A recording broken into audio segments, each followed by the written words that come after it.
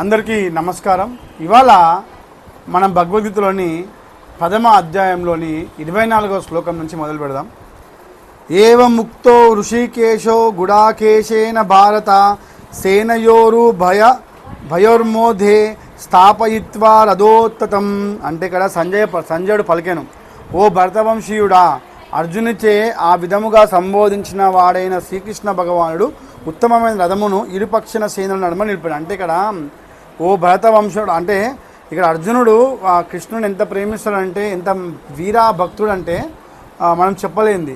So ఈ యొక్క రథాన్ని శ్రీకృష్ణుడు ఏం చేసిందంటే, ఈయన అర్జునుడు అన్నమాట, 2 సైన్యాల మధ్య నా రథాన్ని పెట్టు అని చెప్పేది. అంటే ఇప్పుడు ఏమైందంటే, ఈ యొక్క రథం వెళ్ళి అటు కౌరవుల కురు సైన్యం అలాగే ఇక్కడ పాండవుల సైన్యం మధ్యలో ఈ రథం అనేది పెట్టడం జరిగింది.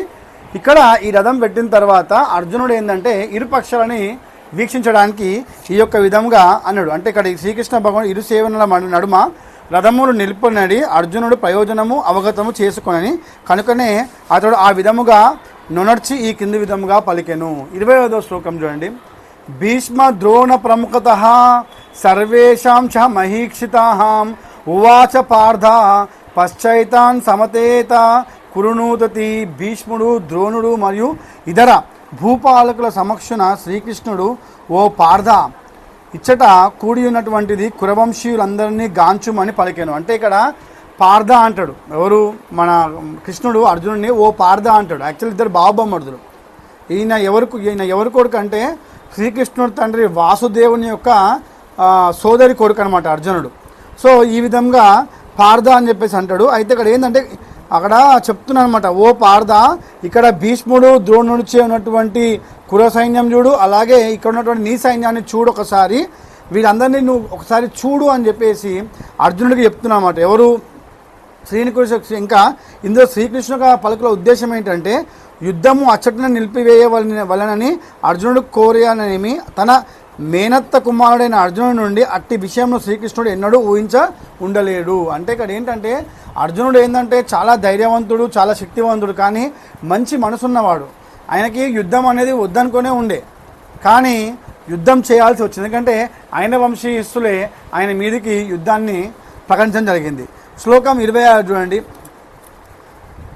తత్రా పశ్యత్ సితాన్ పార్థః పితృనాదా పితామహాన్ ఆచార్య నాన్ముతాలాన్ భాతున్ పుత్రున్ పౌత్రన్ సుఖీస్తః శ్వశురాన్ సృహౌదశ్చైత సేనయోర బరేపి.